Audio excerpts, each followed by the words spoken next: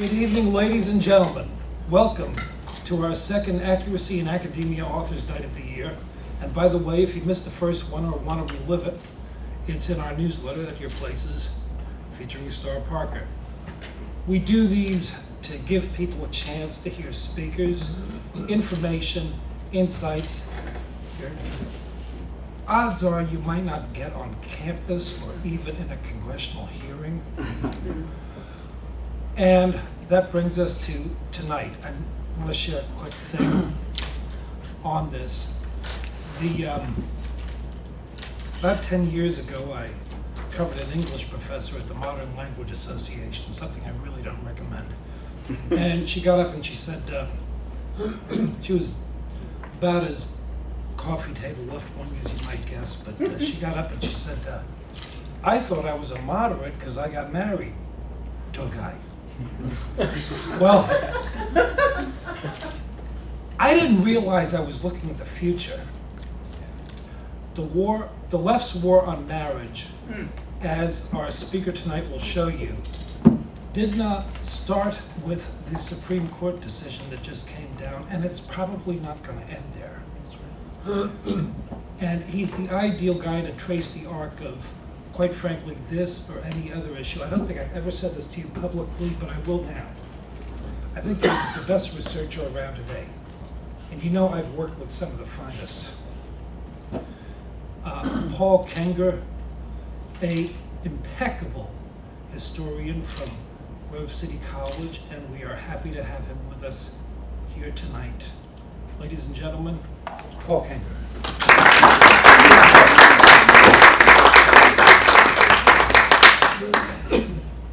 Well, thank you, Mal. That was definitely too kind. One of the people I researched, Bill Clark, I was his biographer. He used to say, "You're easily deceived." So you're easily deceived. Wait till you find out it's all false. And Right, is that a great intro? Especially with this up on YouTube, they'll use that against me for sure. And you all got a copy of the 11 Principles of a Reagan Conservative book. I'd like to thank Jim Nemec, one of our donors at Grove City College, for doing that. Very, very generous of him. But yeah, I did 2 interviews on the way down, driving down to Washington from my home, and one of the reporters said, why did you even want to go into this subject? Why did you want to write this book in the first place? And honestly, what happened was I was going through the left's long attack on marriage, the far left, the radical left, really far left. And I emailed, this would have been a year ago at this point, not even a year ago. And I emailed all the different people in the field that focus on this area, and I said, what's the book on the left's takedown of family and marriage? With Karl Marx and Engels, because you know Marx and the Communist Manifesto, and Engels, they talked about the abolition of the family. And the funny thing was, there wasn't one. There wasn't one. There's a book by the late Ralph de Toledano, God rest his soul, which I quote a number of times in this book. And he talked about some of these things, but otherwise, it just hadn't been done. And so with that, I thought, well, I guess I got to be the sucker who's got to write this book and absorb all the arrows and all the nasty name calling, because as you know, if you disagree with modern forces of tolerance and diversity on the issue of redefining marriage and same-sex marriage, well, you couldn't have any possible reason other than unbridled, unrestrained hate, right? Can't be any possible reason whatsoever for your position except hate. And so even having written this with all the footnotes and a couple hundred pages, 220 pages, about 75,000 words I think I turned in, even then you argue with these people and you go back and forth and you give the religious background, the ideological history, and they just know you just hate. So it's really rather amazing. And you would think too that liberals, being liberal, they're supposed to be liberal, and they're supposed to have open minds. And they talk all the time about diversity and dialogue and tolerance, or at least open their mind to reading something that they disagree with. But I read all of their stuff. I mean, I obviously read all of their stuff. I read the farthest extremes of it. But when it comes to reading a different point of view that confronts or challenges their own, they don't want to do it. They flat out don't want to. They would rather call you names. And so, with that, I never ever use PowerPoint. I mean, I'm old-fashioned talk and chalk, but one of my students, my student assistant said, "You got to do this as a PowerPoint, man. All the names and characters and faces and quotations and everything." So I let him talk me into it, and he did it. I didn't do any of this at all, but he did such a beautiful job. And I've used it once, and so this is the second time I'm going to use it here. So hopefully this will work. Take down the radical left's assault on the family. There we go. Okay. And it says here, this is obviously about my book. Ain't good enough. Dedicated to. How's that for dedication? I usually dedicate it to like my mom or dad or something like that. Dedicated to those with the courage to resist redefining the teachings of God, nature, their faith, and their ancestors, while liberals, progressives, of course, in the name of tolerance, denounce, debase, dehumanize, demonize, and seek to destroy them. Which they do. If you disagree with them on this stuff, they will destroy you. Baker, florist, whoever. They can't. They in the name of tolerance, they will destroy you. They opened with a couple of different quotes. One, this is from Pope Francis, who the left is trying to co-opt as their gay marriage pope. Okay, but and I know I'm here speaking at a conservative place, and I know a lot of conservatives don't like where Francis stands on issues of wealth redistribution and the environment and ecology and Cuba and a number of other things, but on family and marriage, he's been really, really good. And not just really good, but extremely insightful. This is one of my favorite quotes. He said this in the Philippines back in January. There are forms of ideological colonization which are out to destroy the family. And that phrase, ideological colonization, nails it. And there have been ideological colonies set up even throughout the United States, throughout the world for the last couple hundred years. They're not born of dreams and prayers. The family is threatened by growing efforts on the part of some to redefine the very institution of marriage by relativism. I mean, it's really what we're seeing today is a dictatorship of relativism. A Drudge yesterday had a piece posted up on Pope Francis and the devil, and I clicked it, and it went to a CNN.com piece, and at the lead it said, 8 quotes from Pope Francis that will surprise you. And I thought, I think I'll click these and see. They were all the most liberal quotes they could possibly find. I thought, well, where's the one where he calls gay marriage a product of the father of lies? Why don't you put that one up? I mean, that would really surprise me. You get a lot of readers of that one to see that. Every threat to the family is a threat to society itself. Why? Because the future of humanity passes through the family. It does. All right, so I start the book with that quote and also this one. Karl Marx, 1818 to 1883. Abolition of the family.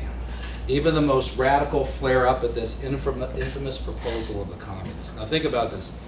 He's writing that with Engels at 1848. Abolition of the family, exclamation mark, and even then, it is an infamous proposal of the communists. They're already tied to that. They're already known for it. And when I teach the Communist Manifesto, and I actually have my students read it, it annoys me when I go around the country and talk to student groups. I give this one speech, I've given it for Young America's Foundation, a number of campuses around the country. It's called Why Communism is Bad. And students at other campuses will invite me because they've never heard why communism is bad at their university. The one college where I spoke, they said there's literally a professor who keeps a bust of Marx on his desk. So you've heard this before, you've heard this for years, but yeah, this was in fact true. And that professor didn't come. The one professor who came told me afterwards that he was literally the only registered Republican that he knew of on the entire campus out of 120 faculty. And he was from Poland. Oh, He was from Poland. But the students young people will often say, well, the Communist Manifesto is really a pretty good book if you just read it. And you know right away that if they say that, they haven't read it. Because it's an awful book. And when we get to this spot, abolition of the family, that's when I talk to myself, what did Marx mean by that? What did Engels mean by it? What was Marx's family life like? What was Engels' family like? Terrible, by the way. Marx wrote to Engels, "Blessed is he who has no family." How's that for a take on the Beatitudes? And Engels really appreciated that because Engels didn't have a family, didn't want one, and refused to marry any of the mistresses that begged him to make honest women out of them. Marx had 6 children. At least 2 of them committed suicide. 2, 3, 4 of them, I have all the data in the book, footnoted and everything, died before he did. And one of his daughters committed suicide in a suicide pact with her husband. And the husband, Marx's son-in-law, Marx would denigrate him and insult him all the time, especially because Marx was very racist. And this son-in-law had a little bit of Cuban blood in him. And so because of that, Marx called him Negrillo, and also used the worst racial epithets for him. Marx wrote a letter of recommendation for his son-in-law who applied to be a zookeeper. And Marx wrote, well, this job should fit him pretty well given his ethnic origins. And so, abolition of the family. Prior to Marx and Engels' 1848, there were socialist utopians in the United States who were trying to redefine, reshape family and marriage in their own image. One of them, John Humphrey Noyes, probably the only person I'll talk about who actually believed in God in this presentation. He considered himself a Bible communist. He set up the Oneida Colony. Another was Charles Fourier, Frenchman who never actually made it over here. Albert Brisbane was his guy. They were doing group marriages, collective marriages, young girls married to very old men. They were coming up with their own conceptions, their own ideological colonies, their own ideas of marriage. One of them, has anyone ever heard of Robert Owen? Robert Owen set up the New Harmony Colony in Indiana. And on July 4th, 1826, it was July 4th, 1826, 50th anniversary, America's Jubilee, the Declaration of Independence.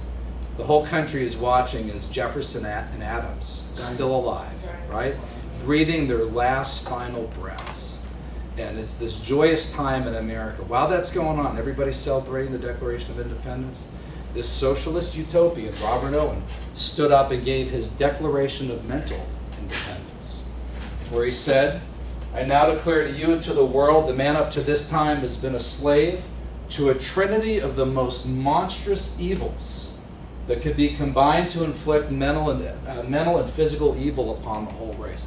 So what's this trinity of monstrous evils? I refer to private property, absurd and irrational systems of religion, and marriage founded upon individual property. So his trinity of monstrous evils: private property, religion, and marriage. And he set up a colony in the United States. He wasn't there for very long. This is very interesting about these leftist utopians.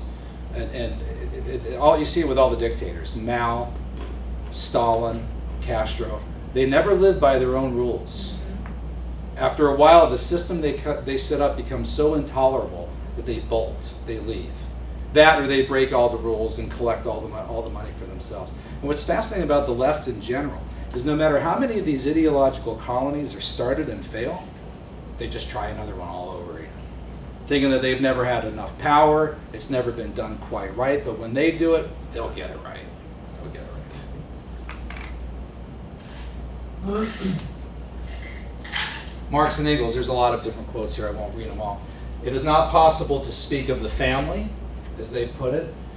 Bourgeois marriage is in reality a system of wives in common.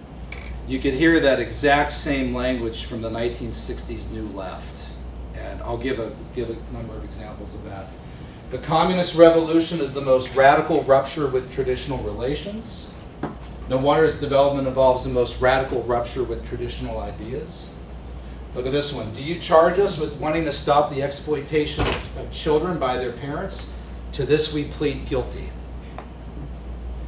And look at this one. The bourgeois claptrap about the family and education, this hallowed correlation of parent and child, which is disgusting.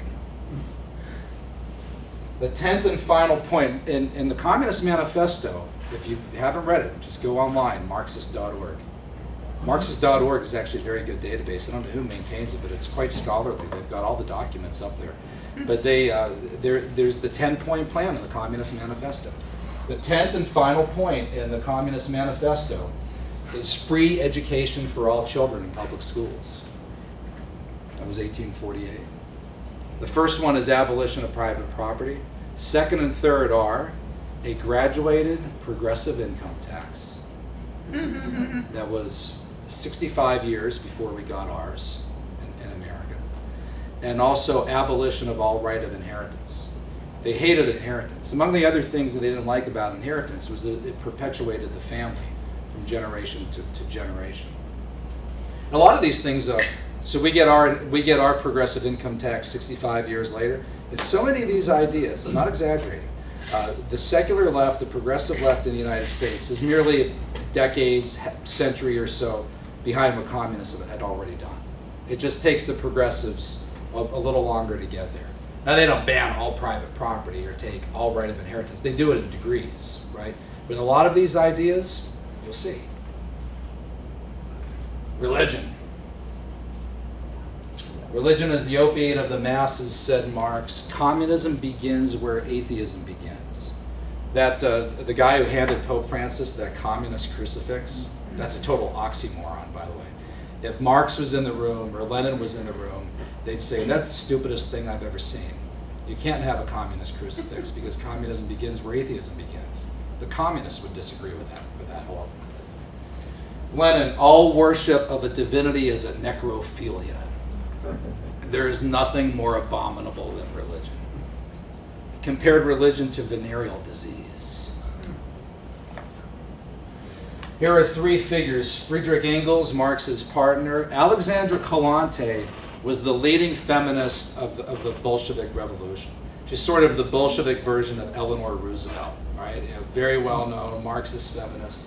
And Melissa Harris Perry, who I put up here, she is a popular commentator with MSNBC, Duke, Wake Forest, Princeton, PhD, very prominent. She's part of the Democrats, the left's Forward campaign. So don't hold off on her quote. Don't get it yet. Read these first. So this is Engels from his book on the origins of the family, 1884, published 1 year after Marx died. And he said that it's essentially co-written by Marx. He said this was the book that Marx wanted to write and would have co-authored it with him. With the transfer of the means of production and the common ownership, the single family ceases to be the economic unit of society. He wants that.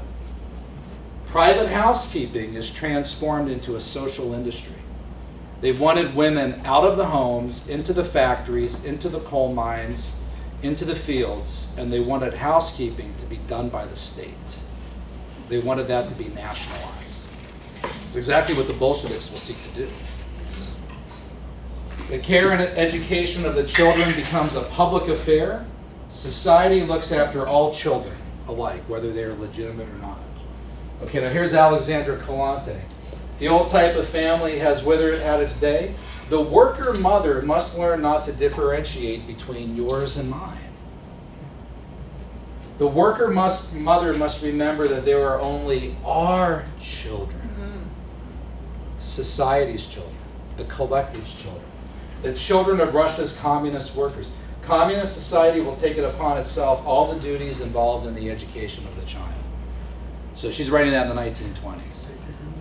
Now look at this quote from Melissa Harris Perry. When I did this book, I said, I got to get that Harris Perry quote. All right, I got to go get this. We have never invested as much in public education as we should because we've always had this kind of private notion of children. She doesn't like that. We haven't had a very collective notion of our children. We have to break through our kind of private idea that kids belong to their parents, or that kids belong to their families, and recognize that kids belong to whole communities. So when I found that at a number of different places, including the Fox News website, I went to the reader comments, and there were parents responding, "No, I've never seen anything like this. This is the craziest thing. This is the kind of stuff they were writing 100 years ago. I've seen it before." American communist Bella Dodd, Whittaker Chambers. Bella Dodd, she was born Isabella Assumpta. She was Italian American, came over here. had a pretty normal childhood and even a fairly normal education, and then she and her friend, Ruth Goldstein, I think was the name, went to a summer seminar at Columbia University and straight into the Communist Party pretty much after that. She became very involved in education, the education front, the teachers' unions, and she talked here about what the party did. The party here being Communist Party USA. The party did all it could to push women into industry. She wanted a family, but she was told not to do that. That was a bourgeois thing to do. I often talked of adopting children. The comrades dissuaded me. Communism is an all-embracing philosophy, determines everything you do, the kind of marriage you have, your relations with your children. I'm putting this up here because you see this isn't just a German communist or Bolshevik thing. Whittaker Chambers writes in his book, Witness, great book, amazing book, about party marriages, what he calls party marriages. They regarded marriage as a bourgeois convention and loathed it with the same intensity with which middle-class persons loathe sin. Theirs was the first party marriage that I observed, talking about a friend of his. Chambers had several of his own party marriages before he actually had a real official religious marriage. And when the women would get pregnant in these party marriages, they would do the communist thing. He would urge them to get an abortion, and they would have an abortion. Oh, both Dodd and Chambers became communists at Columbia University. Divorce in communist Russia. Russia, it's absolutely unbelievable. 1920, right off, they legalized divorce. With the Russian Orthodox Church had tried to prohibit that. They legalized abortion. Easy divorce is demanded. It's funny, in the Soviet Union, Bolshevik Russia, you had no freedom of speech, no freedom of press, no freedom of religion, no freedom of assembly. They were taking women's fur coats, they were taking all your private property. But damn it, if you wanted to get an abortion or a divorce, you were the freest person in the world. Go, baby, go. No bureaucratic obstacles at all. You want a divorce? The state will just put this postcard in the mail, go. One of the first things they did was they lifted that. The effect was catastrophic. The divorce rate skyrocketed to levels unseen in human history. One Russian man, the years 1929 to 32 were the unhappiest period for my family. At that time, there were many cases of divorce. It was like an epidemic. It got so bad that the Atlantic, in 1926, here in America, published a piece, The Russian Effort to Abolish Marriage. Because it looked like that's what they were simply trying to abolish marriage. Clearly, that's what they're trying to do. The one study reported in the late 60s, this is a Harvard University Press book, I quote the author in my book. It was not unusual to meet Soviet men and women who had been married and divorced up to 15 times by then. Divorce was an epidemic. Abortion was its black plague. The highest abortion rates by the end of the 20th century, top 4, were all communist countries. Russia, Cuba, Romania, and Vietnam. And of course, China was probably even higher, but those were forced abortions. Vladimir Lenin, 1913. Unconditional annulment of all laws against abortion. 1920, it's made fully legal and provided free of charge. Right? It should be free. Right? How dare you disagree? It should be free. By 1934, Moscow women were having 3 abortions for every live birth. In America, in the worst years after Roe v. Wade, it's been flipped 1 to 3. So even though we've had a high abortion rate, nothing compared to what was going on there. It was so shocking that Stalin in 1936 banned abortion, thinking we're not going to have a population left if this keeps up. Trotsky reprimanded him for that. You can't be a communist, comrade, and ban abortion. What are you doing? 1955, Nikita Khrushchev reversed Stalin's ban. Late 1960s, again, this is the Harvard University Press book that I cite. One can find Soviet women who've had 20 abortions. I actually have an article in one of my files. It was by LifeSite News or Life News. It said there were some cases that missionaries have reported of women who had 30 or 40, but I don't put that in the book because I don't know if it's totally reliable. You got to be really careful about it because the left is looking for every way to shoot holes through these things. And I don't even know how it's possible to have that many, but they were able to document cases of 20. By the 1970s, any of you who work in the pro-life movement, you know how unbelievable this is. USSR was averaging 7 to 8 million abortions per year. The worst period of Roe v. Wade in America was 1 to 1.5 million. And they had about the same population that we did. By the year 2050, that should say, Russia was facing a projected population plunge from 140, 150 million people to 100, 104 million. Which is why Vladimir Putin, for all of his problems and so forth, which are many, but they've been having national fertility days in Russia. I think one of the reasons he's trying to crack down on the adoption of children by foreigners, he wants to keep people in the country. He's seeing this hemorrhage of people. How are you going to be a superpower if your population cuts by 40 to 50% in 50 years? I'll skip that one. It'll take me forever to get through all of them. Margaret Sanger. I have a full chapter in the book and takedown on Margaret Sanger. Margaret Sanger was the founder of Planned Parenthood, which was initially the American Birth Control League. And she wanted birth controls for one, so women can space their births, the traditional reason, right? Two, so women like herself in particular could have sexual freedom. And she did not believe in monogamous marriage. I'll start transitioning into that. A lot of these people. Engels was completely against monogamous marriage. Marx, you'd have to say, was as well, because he had an affair with a family nursemaid who he got pregnant. You'll find common among many of these radical leftists is the idea of smashing monogamy, which gets worse and worse and worse. One of Margaret Sanger's fellow travelers to the Soviet Union, H.G. Wells, she had an affair with while she was married. And her husband begged her to stay home to try to keep the family together. It was like, Margaret, please, let's try to keep this together. The children wanted their mother at home, but she was taking off jaunts all the time. H.G. Wells, George Bernard Shaw. So she makes a trip to the Soviet. One other reason, she also wanted contraception because of her belief in racial eugenics. She was a racial eugenicist. The masthead of her birth control review said to create a race of thoroughbreds. And in Takedown, I quote her 1926 speech to the Silver Lake, New Jersey women's chapter of the KKK. That makes the Black Lives Matter thing all the more ironic. It does. It does. On pages 366 to 367 of her memoirs, published by one of the top New York publishing houses, she openly writes about her KKK speech. If you had a right-winger, if the founder of the NRA had in his background that he had spoken to the KKK one time, the organization would cease to exist. Liberals would torpedo it into oblivion. But instead, not only is Planned Parenthood around, it's this iconic organization to the left. Margaret Sanger is a heroine to the left. And every year, Planned Parenthood gives out a Margaret Sanger Award. They gave one to Hillary Clinton, 2007, 2008. Hillary stood up there and said, I am in awe of Margaret Sanger.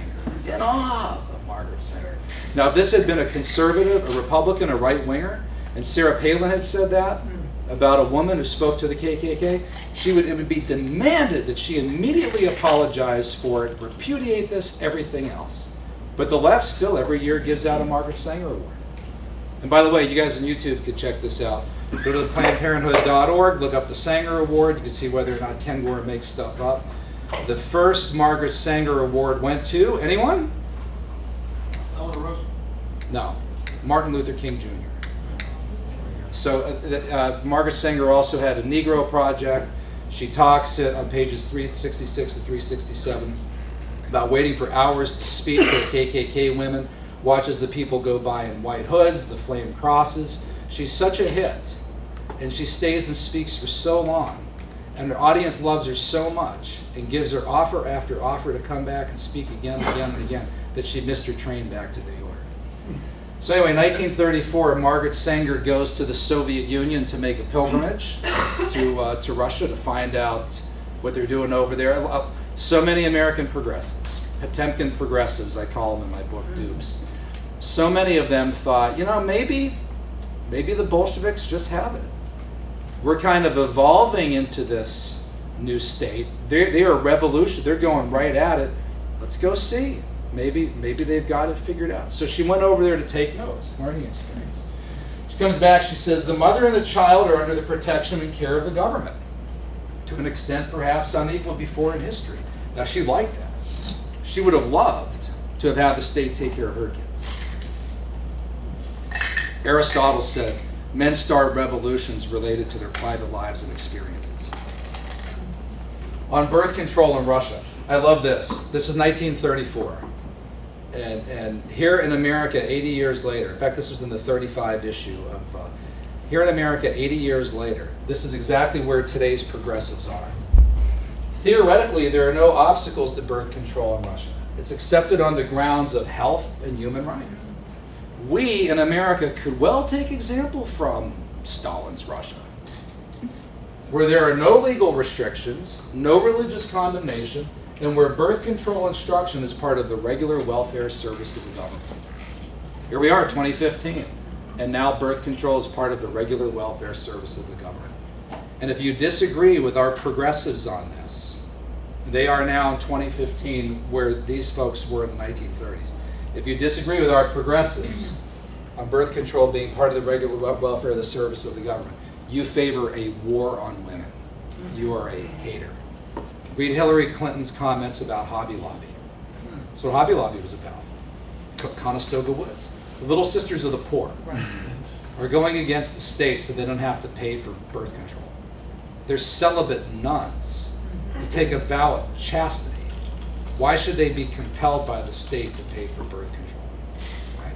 Oh, but that's religious restrictions. We need to be like Bolshevik Russia, where they didn't have silly religious restrictions on this stuff.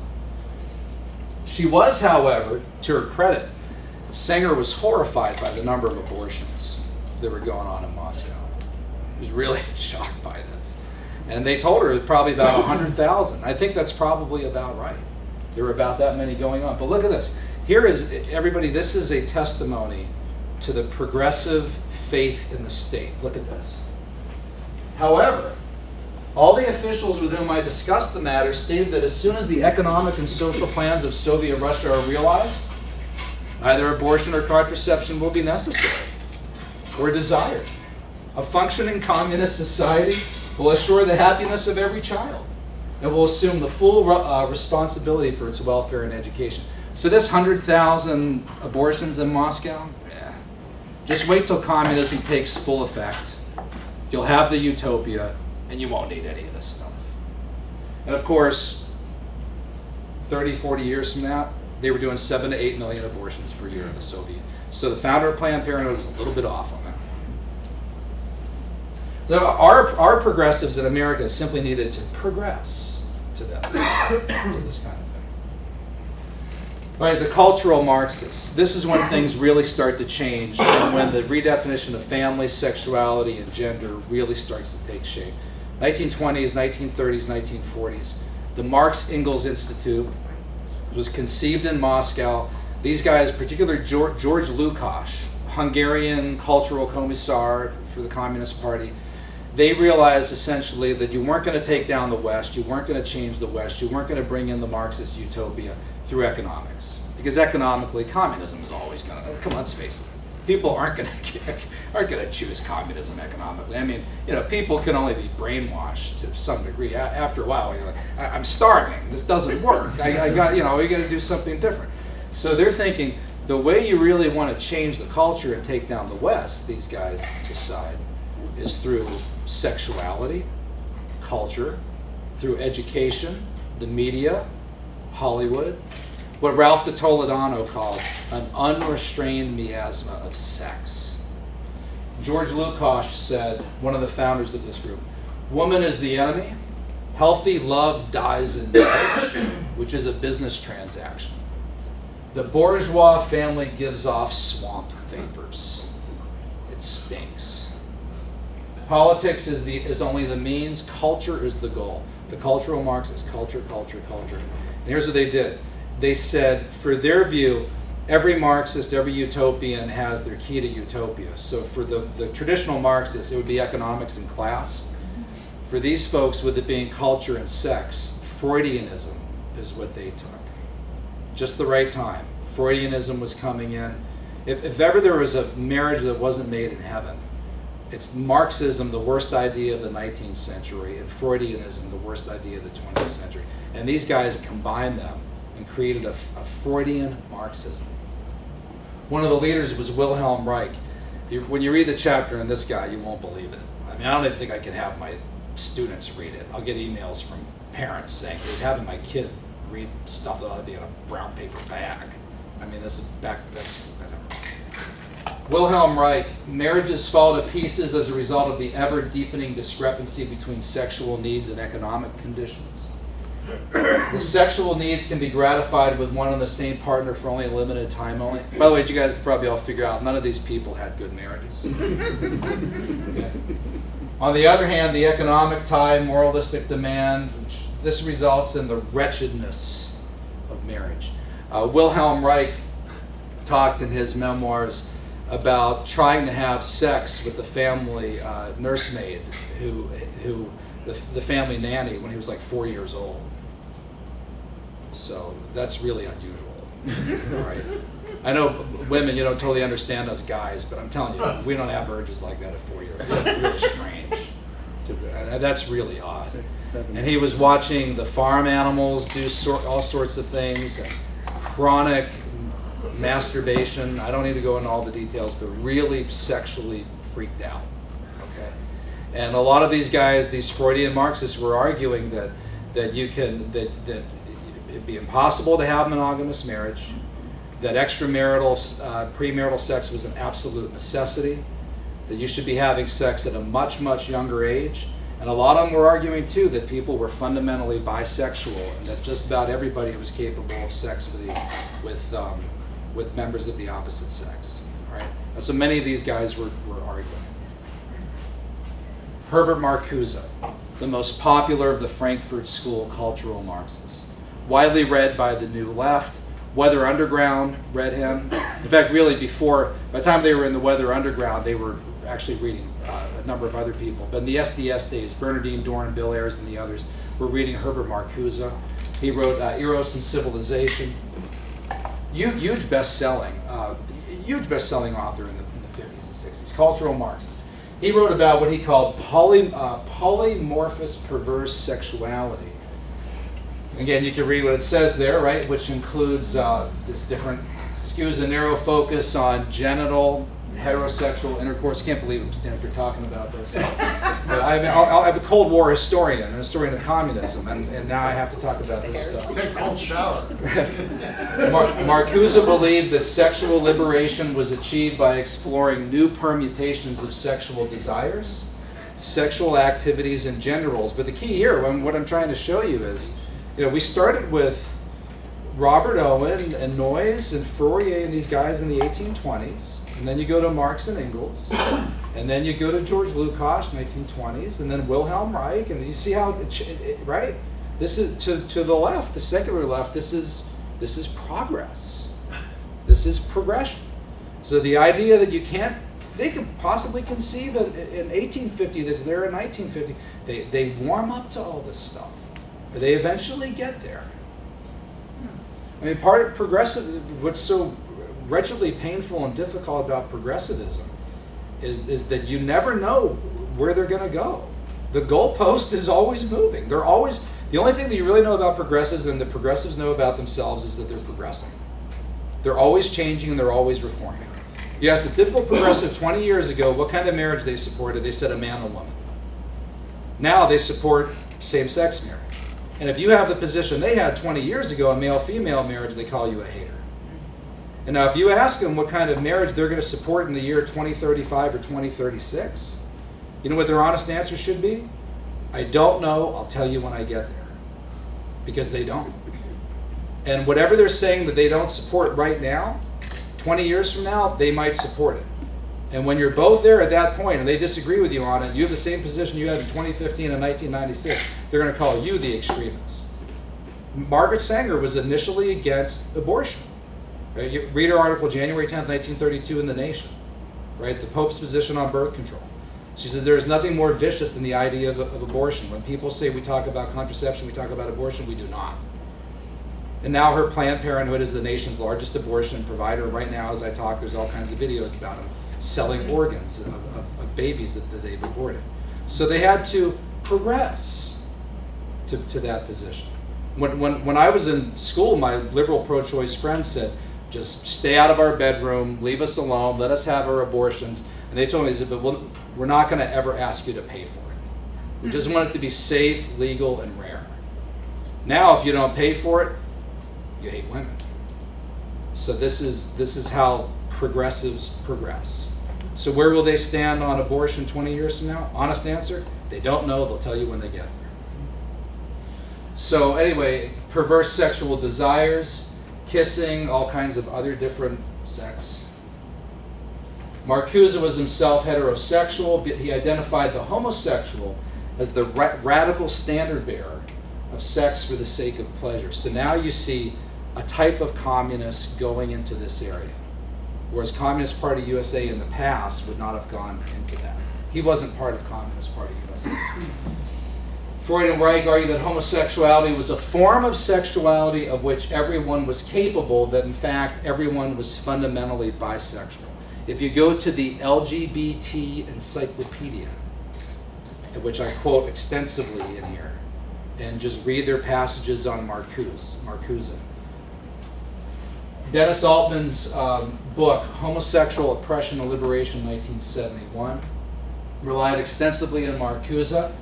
He emphasized polymorphous perversity, and again, Marcuzzo's ideas on sexuality. Here's a very interesting comment. Marcuzzo wrote about what he called liberating tolerance or repressive tolerance. Very, very important. When you see the forces of tolerance today on the left, refusing to tolerate things that they disagree with, which by the way is not really tolerance. Tolerance isn't about just tolerating what you agree with. But that was a very Marcuzian idea. Marcuzzo said he urged intolerance against movements from the right and toleration of movements from the left. That's not real tolerance, but that's really what they do. What's interesting about the marriage debate is that if you support traditional, natural, biblical marriage, which has been supported by 99% of people who ever lived on the face of the earth, you're now on the right. Like, really, I didn't know that put me on the right. Really? And so you thus shouldn't be tolerated. It's a very Marcuzian idea. All right, I talk about the dedication of the Red Butterfly Collective, a Marxist faction of the Gay Liberation Front, invoking the preface of Marcuzzo's book, Eros and Civilization, 1966. The group adopted, as its motto, that very phrase from Marcuzzo's book.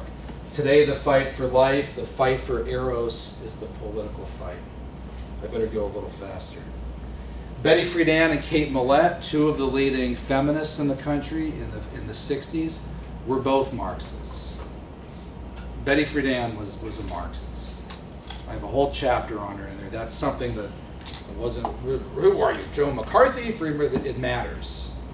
She read The Origins of the Family by Engels. She read Trotsky. 63 book, The Feminine Mystique, talked about the homesteads of American women being comfortable concentration camps, which she later tried to walk that back. Kate Mallette's 1969 book, Sexual Politics. She was at Columbia University. This was her dissertation. That book was very, very influential. And you see here, again, look at the progression. Traditionally, patriarchy granted the father near total ownership of wife or wives or children.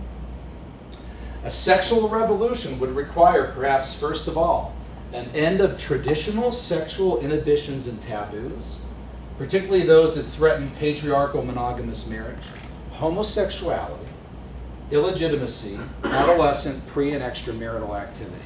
Now we see him going into these areas. This is the 60s New Left. More on that in a minute.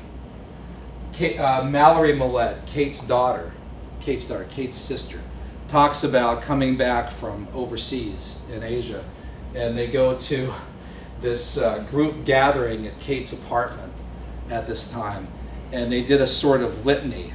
The other girls, the other comrades, sister comrades that were in the room, from places like Columbia, Smith College, real highbrow Ivy League elite institutions.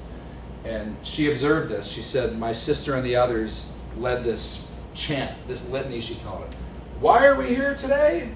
To make revolution. What kind of revolution? The cultural revolution. How do we make cultural? By destroying the American family. How do we destroy the American family? Right? By destroying the, this is Kate's own sister was there and watched this, wrote it down. By destroying monogamy. How do we destroy monogamy? By promoting promiscuity, eroticism, prostitution, homosexuality. Mallory said that she has met people over the years, women on airplanes, airports, wherever, who said, your sister, your Kate Mallette's sister, right? Your sister's book destroyed my sister's life. She was happily married, 3 or 4 kids, read that book and walked out, and a bewildered man who just was like, what? Patriarchal what? Bourgeois what? Honey, can you just come back? Right? Smashing monogamy with the 60s revolutionaries. These were the leaders of SDS. Mark Rudd was the leader of SDS at Columbia University. Shut it down in the spring of 1968. He went on to form the Weather Underground with Bill Ayers and Bernardine Dohrn, the pals of Barack Obama. They live in Hyde Park, right? Illinois currently. Mark Rudd, he says this is how we thought. We blank on all your conventional values. There were no limits to our politics of transgression. Prairie Fire, the manifesto of the Weather Underground. We are communist men and women. We have only begun to fight. The Red Family Collective. Tom Hayden and Jane Fonda. Jane wasn't part of the collective, Tom Hayden was, as was Bob Scheer, the popular progressive columnist, syndicated LA Times columnist a few years back. They had created an ideological colony in the Berkeley foothills, a commune. They called it the Red Family. And there too, they were redefining marriage, smashing monogamy. In the Weather Underground, they tried all sorts of things. A group of women in the Weather Underground were arguing, and this is in the book by Larry Grathwohl, who died about 2 or 3 years ago. Larry Grathwohl infiltrated the Weather Underground. And he said that the women in that collective were arguing that men were totally unnecessary, including for sex. Men were unnecessary for sex. Women didn't even need men for sex. Bill Ayers and Mark Rudd both talk about how part of the Weather Underground thinking was to also try bisexuality and homosexuality. They wanted to completely smash all of this stuff altogether, totally. And Rudd is very candid, very open about this. And Rudd a couple of times tried bisexual stuff with his best friend while they were together with another woman, and said, it just didn't work for me. He had totally attributed this to cultural taboos. What a cultural Marxist way to think, right? Well, maybe, Mark, you're just not attracted to the guy. Could it be that? Maybe you could have, no, this is, that culture, repressive culture. Blamed it all on culture and politics. Bill Ayers, on the other hand, said he was able to break through this and he was able to enjoy sexual relations with his best male friend, as well as Bernardine Dohrn and all the different women in the collective. In fact, Bill Ayers writes that it's the interview that he did that is in the September 11, 2001 New York Times, which appeared in the Times news boxes September 11, 2001. It's called No Regrets for a Love of Explosives. The author is Denisha Smith, Dinitia. And Ayers talks in there about how beautiful it was the morning when he and the Weather Underground bombed the Pentagon and attacked New York. And that appeared in the September 11, 2001 edition of the New York Times. Ron Radosh, who left all of that sort of stuff, he writes about this in his book, Communism, really good political memoir. David Horowitz as well has written about it. Ron Radosh and David Horowitz's memoirs of the 60s are the best. I mean, they're really, really good. The whole smashing monogamy movement, that was a slogan, smashing. And Rudd said that was one of the biggest problems that they had, was some of the guys and girls did the natural thing. They fell in love. And they wanted to be monogamous. But they were told, no, you can't do that. We're going against that. Michael Lerner, the editor of Tikkun, the spiritual magazine, who was Hillary Clinton's politics of meaning guru in the 1990s. He was a Columbia guy who was also a student assistant to Herbert Marcuzzo. And when he got married to a girl, they had a wedding cake that said smash monogamy on it. And they got married. The wedding rings that they exchanged were hammered out of destroyed fuselages from downed American aircraft in Vietnam. And their cake said smashing monogamy. They cut the cake. Their marriage lasted about a year. So, communists and homosexuality. This is more of a complex story. Communist Party USA. There were people in it. The Communist Party USA didn't have any open statement on homosexuality or anything like that. It's a complicated story. They didn't want practicing open homosexuals in Communist Party USA because, among other reasons, they were security risks, they were blackmail risks. Also, too, there were just a lot of traditional people, especially from European immigrant communities that were in Communist Party USA.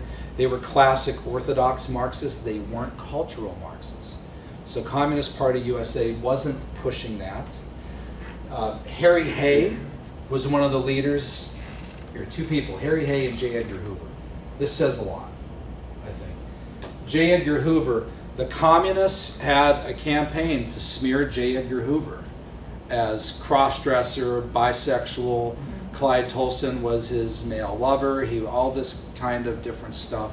One thing about the left, man, they could be the greatest gay bashers in the world when it works to their advantage.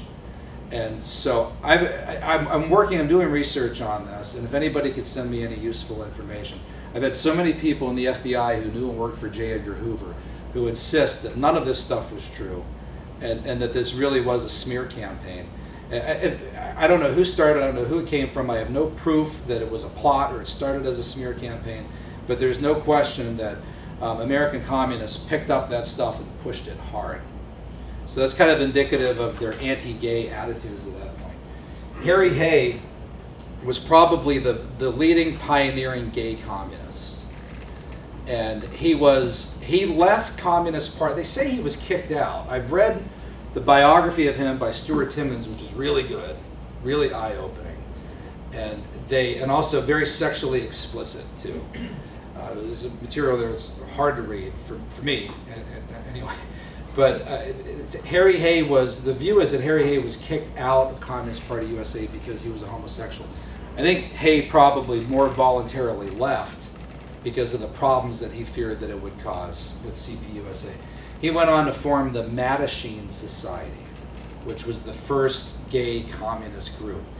The man who brought Harry Hay, any of you ever heard of Harry Hay before? Yeah, one or two people. You heard of Will Geer? Mm-hmm. Will Geer was Grandpa Walton on the Waltons in the 1970s. He was homosexual and he was a communist, and he was Harry Hay's partner, and he's the one that took a homosexual Harry Hay and made him very political and brought him into the Communist Party orbit. They didn't tell you that when the Waltons was on in the 1970s. I don't recall an episode on that. All right, wrapping up here, getting to the end. This is what compelled me to write this book, is that every day when I get up, it's like all of you, we read a bunch of different websites, right? Information collections, certain things we have to suffer through. So I read People's World, which is the successor to the Daily Worker. It's Communist Party USA's House Oregon publication. I read Communist Party USA's website. And I started noticing a few years ago that they were absolutely on fire for gay marriage. Absolutely gung-ho for gay marriage. CPUSA as well. Any one-time reticence by Communist Party USA about gay stuff is gone. They are the biggest cheerleaders. They just did, as I speak, last month was LGBT Pride Month in People's World. Every day they were doing great moments in LGBT history. On and on. It's just, I collect the stuff. It's unbelievable. I say this without the slightest bit of exaggeration. You are 10 times more likely, actually probably literally 100 times more likely, to see the rainbow flag at the website of People's World than the red flag, than the hammer and sickle. Because, in particular, they never call themselves communists, they call themselves progressives. And so they still to this day like to conceal the communist sympathy. But they've got that rainbow flag out flying all the time. They are on fire for gay marriage. They just love this. And for me, it makes sense because it fits into the communists' much older, longer goal of redefining and reshaping traditional marriage and family. It fits into the abolition of the family idea. Now this doesn't mean that the typical same-sex marriage supporter is a communist. Of course that's not true. Maybe 1% of them are, right? But what is true is that the typical same-sex marriage supporter is oblivious to all of this history and doesn't realize, as an emailer who read one of my articles at Town Hall about a year or two ago told me, he said, I used to be a member of the gay left, and he said, I know that the typical same-sex marriage supporter and the typical gay person who isn't very political at all has no idea how their embrace of same-sex marriage helps to fuel and fit into the far left's longer, older effort to reshape and take down traditional family and marriage. And it does. There's no question about that. And what really blew me away and really turned the corner for me on this, Fidel Castro. Castro's Cuba used to be the most anti-gay place on the planet. Castro used to throw gay people in prison, in lunatic asylums, in nut houses. You ever see the beginning of Scarface with Al Pacino, where they're ribbing him and asking him if he's homosexual, if he likes boys, and that because Castro took opportunities like that, the Mariel boat lift, to get gay people out of the country and other people that he considered crazy or insane. He considered homosexuality like a form of mental illness. Well, now, all of a sudden, they just had their 6th, 7th, or 8th, I forget the exact number, gay pride march in Havana in broad daylight. Mariela Castro, who's Fidel's niece, is the head of this Wilhelm Reich-like Center for Sex and Social Research and is pushing gay marriage in Cuba, out in the open. Down with homophobia, they chanted. Long live sexual diversity. This would get you thrown in jail in Cuba 10 or 20 years ago. Look what Mariela said about her uncle. He has done some gay advocacy work, speaking of the need to make progress in terms of rights based on sexual orientation and gender identity. Who, Fidel? It's a hugely important first step. She said that of Obama coming out in favor of gay marriage in his interview with Robin Roberts in March 2012. And Cuba is really, really inspired by this. So, why would Castro's Cuba be so on board for this? Well, Castro's Cuba has been a colossal enemy of the family since 1959. The divorce rates and abortion rates, no one even knows how bad they are. They're so bad. And so for Castro, this would be an absolute, complete, further annihilation of marriage and family. So what's going on here? Yeah, I think that for the far left, the extreme left, not the typical gay marriage supporter, for the extreme far left, they see in same-sex marriage a Trojan horse, a vehicle to achieve what they've been trying to do for 200 years.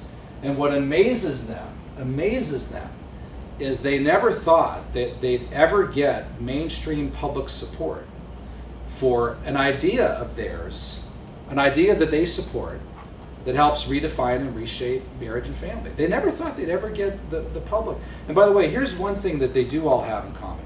The typical same-sex marriage supporter and the typical communist, radical social utopia, whatever, that supports redefining marriage or same-sex marriage, the one thing they do all have in common is that they all reject the idea that there is a single set, absolute, natural, traditional, biblical idea for marriage. They all share the belief that individuals and societies and cultures can come up with their own definition of these things. So they all reject the idea that there is a single set design. That's where they come together. This is the group Same-Sex Marriage. Check out Same-Sex Marriage. Beyond Marriage, beyondmarriage.org. Go to their website. They've been around since 2006, and they've been saying for 10 years that their goal is to move beyond same-sex marriage and create all sorts of new alternatives and arrangements for marriage and family. So for groups like that, who definitely understand the bigger picture, right, they see same-sex marriage as really the chance to do a much broader redefinition and reshaping altogether. So for them, it is that. Here's Paula Edelbrecht. She was the former legal director of Lambda Legal Defense and Education Fund. Being queer means pushing the parameters of sex, sexuality, and family and transforming the very fabric of society. We must keep our eyes on the goals of providing true alternatives in marriage and of radically reordering society's view of reality. Now that's a far left view on this. And again, the typical same-sex marriage supporter who has what they believe are benevolent purposes of marriage equality, marriage rights, and so forth, they're not thinking that, right? But she is. That's what she's thinking. One more, Masha Gessen, the Russian writer. I was just in the local Barnes & Noble. Her new book has a blurb on the back from David Remnick, the Obama biographer. And she says, very candid moment, you could watch this on YouTube. You can see the video. It's a no-brainer that gays should have the right to marry, but I also think it's a no-brainer that the institution of marriage should not exist. Fighting for gay marriage generally involves lying about what we're going to do with marriage when we get there. Because we lie that the institution of marriage is not going to change. That is a lie. Well, of course it's going to change. It'd be out of your mind to think that that's not going to change it. I mean, the male-female mold for marriage and family has been the standard for at least 2,000 years. If you redefine it, and literally redefine the word marriage, which has always meant male-female, if you literally redefine that, well, of course you're going to change it. You're changing it. The institution of marriage is going to change, and it should change. And again, I don't think it should exist. So that's not why I came out of the closet 30 years ago to make up fictions. Get this. I have 3 kids who have 5 parents, more or less, and I don't see why they shouldn't have 5 parents legally. I met my new partner. She just had a baby, and that baby's biological father is my brother. My daughter's biological father is a man who lives in Russia, and my adopted son also considers him his father. So the 5 parents break down into 2 groups of 3, and really I'd like to live in a legal system that's capable of reflecting that reality. And I don't think that's compatible with the institution of marriage. So it's a takedown of the natural, traditional, biblical model of family and marriage. What's so shocking about this, the last final thing is that, what's so shocking about this is that in the past, these ideas for reshaping or rebelling against the Creator's design for family and marriage, if you favor the stuff that Marx and Engels and Marcuzzo and Reich did, you were considered crazy or radical. These guys were under surveillance in their country. The Prussian police had Marx and Engels under surveillance because their ideas were so dangerous to the family. But today, the cultural Marxists have the mainstream on their side in their redefinition of marriage and family. And they're like, I can't believe it. It's great, I'll take it, but I'm shocked. So we're breaking entirely new ground here in the long sweep of human history. And these ground breakers act as if it's no big deal whatsoever. And in fact, if you disagree with them, they think that you're simply motivated by hate and nothing else. This whole history and all this different stuff here, you just hate. Just hate. Everyday Americans now stand with their shovels and plows at the ideological colonies of their own making. Right? So they can hear, they stand on the sunken, shaky shoulders of the ideological colonists who preceded them. So our ideological colonists today have their shovels, have their plows. They're breaking new ground, and the guys in the past didn't get it right, but they'll get it right this time. And if you disagree, you're the extremists. Today's leftists are dizzied by their success, and even more so by their unexpected allies from the mainstream of the culture. They got the media behind them. They've got Hollywood behind them. They've got all of higher education behind them. They got most of education K-12 behind them. And they even have corporate America behind them. Amazing. So they're really, I mean, if you're a cultural Marxist, this is really an exciting time. I mean, you and the larger culture is with you in genuinely transforming human nature. I must say, I'm tempted to congratulate them. I really am. So it's been a long time coming. It's been a long time.